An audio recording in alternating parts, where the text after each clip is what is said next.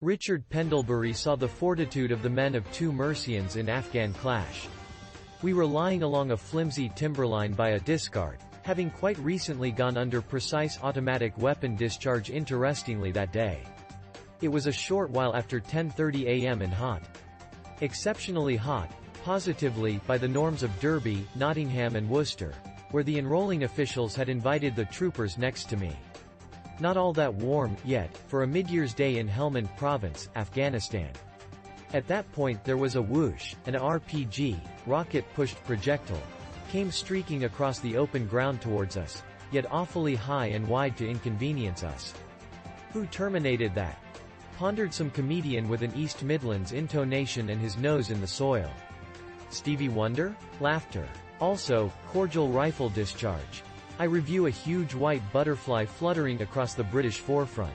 At that point came a situational evaluation by the senior NCOs, who are the mother hens and true bosses of any regiment. Everybody okay that side, Webby? Howled one from the furthest right of the company's firearm line. No doubt, everybody okay here, sang out Webby on the extreme left. In any case, it wouldn't stay okay, that day very nearly 12 years prior. A long way from it. When nightfall came, the officer commanding B Company, 2nd Battalion of the Mercian Regiment was in a state of extreme lethargy with shrapnel in his cerebrum and not expected to live. The company sergeant major was likewise injured and out of the battle. Just like the appended Unique Powers Forward Air Regulator. The official responsible for two Mercians supporting defensively covered vehicles had a leg brushed off, and a spear corporal of a similar regiment had been executed. Thus, as well, was the second most youthful Mercian on the front line that day, alongside an Afghan trooper appended to the Mercians for the activity. 8 other Mercians were injured or blasted by the warmth, including another young person. Loathsome. None of us who were there. Male picture taker Jamie Wiseman was additionally installed and took a bunch of phenomenal and exceptionally acclaimed pictures. Will fail to remember what occurred among dawn and nightfall on July 4, 2009. The 2nd Battalion of the Mercian Regiment was the initiate infantry arrangement of the last push of Operation Panther's Claw, the greatest ground hostile and bloodiest battle of Britain's latest conflict. In the end the Taliban didn't beat 2 Mercian. That fight honor will go to Hum government's 2021 defense review. This week, it was reported that the 2nd Battalion is to be the solitary significant unit entirely disbanded as a feature of the British Army's most recent decrease in labour. Guards Secretary Ben Wallace said that no cap identifications will be lost, and that 2 Mercian would just be amalgamated into the regiment's 1st Battalion. That is all very well on paper.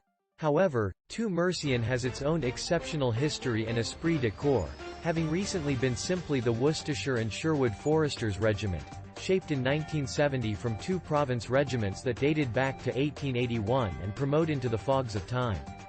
Yet, they aren't trendy, fabulous or very much associated like the Coldstream Guards, Black Watch or the Paris. Thus the hatchet has fallen on the heart of England's infantry, as the mod site alludes to the Mercians. How best to check the death of the splendid however underestimated 2nd Battalion? Maybe by describing the hardest commitment in its moderately short history. The mail was there to observe it.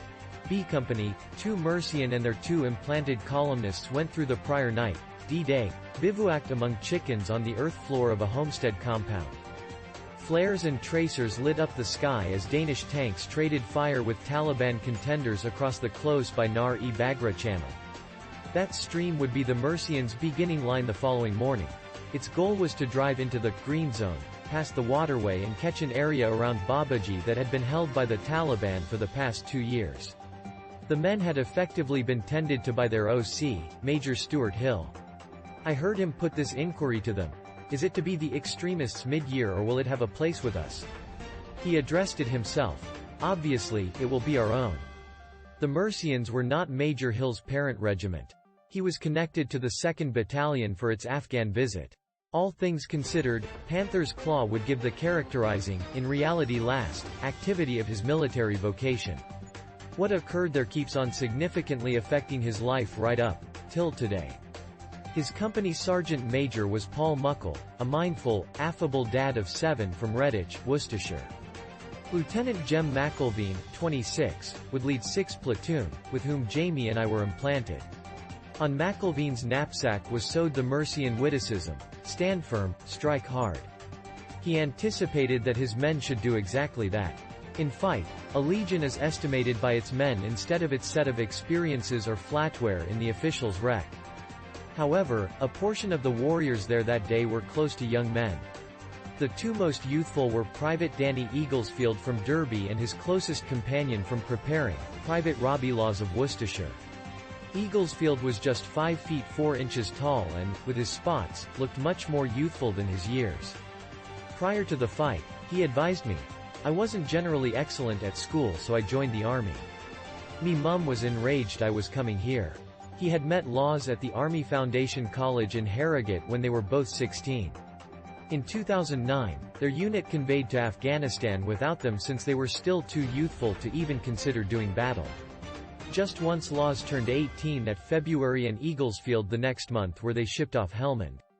Maybe to keep them out of danger that day, the two youngsters were conveyed as infantry gets off. Conveyed into battle inside one of the going with shielded vehicles of the Light Dragoons. The most exceedingly terrible spot to be, it happened. Taliban ambushes started not long after we forded the channel.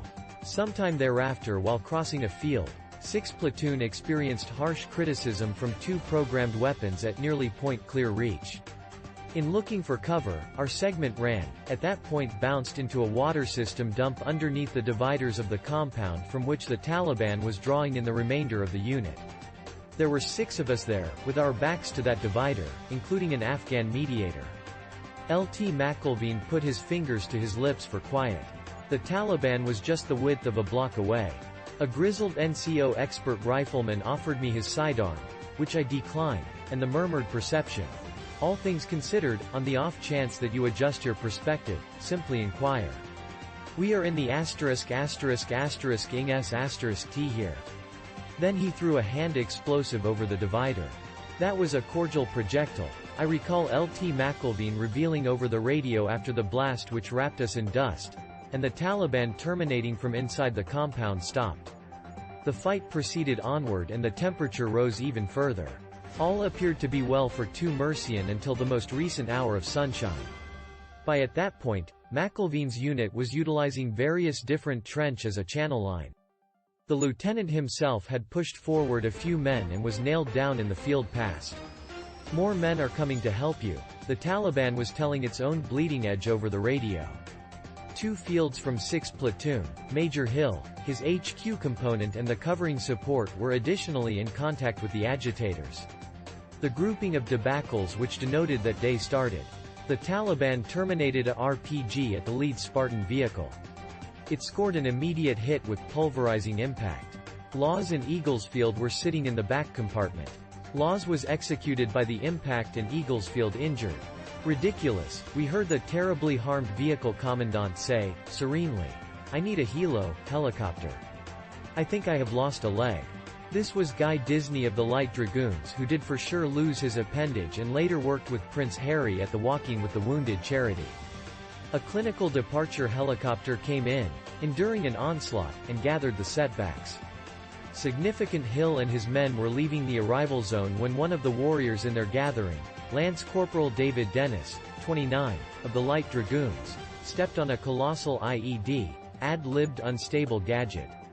The blast slaughtered him in a flash and adequately cleared out 2 Mercians' HQ component. We heard the explosion from our own position a few hundred yards away. 2 bits of shrapnel from a radio receiving wires stopped in Major Hill's mind. CSM Muckle was less severely harmed yet incapable to continue. Others were additionally stung. Another Chinook helicopter must be brought in, again enduring an onslaught. Smoke bombs were terminated from a little mortar in our jettison to permit Lt. McElveen and his men to withdraw under enraged covering fire. The company energized as obscurity fell. What's more, that was the finish of the earth-shattering day. That evening, I was informed that Major Hill was not expected to live. He did, yet his life changed significantly, the cerebrum injury being adequately incapacitating to see him released from that army with the position of lieutenant colonel. His underlying battles to change were excruciating for his family. En route we became companions. Today he is reading for a master's in applied positive psychology and fills in as a persuasive orator and picture painter. He has likewise showed up on the West End stage, coordinated by Trevor Nunn, and seen his conflict verse distributed. Stewart is the actual picture of a Renaissance man. He is profoundly troubled about the choice this week. We have been left with one infantry unit for the entire of Middle England, he says. To see the decrease from 3 contingents drawn from the Corps of England, which the Mercian Regiment handled on its arrangement in 2007, to only 1 is exceptionally pitiful. He added, I had the best 2 years of my vocation with 2 Mercian. I can't help thinking about how the groups of the warriors who were murdered in real life feel. Created by 00 Breaking News. Daily breaking and more news. Please subscribe. See you in a better world.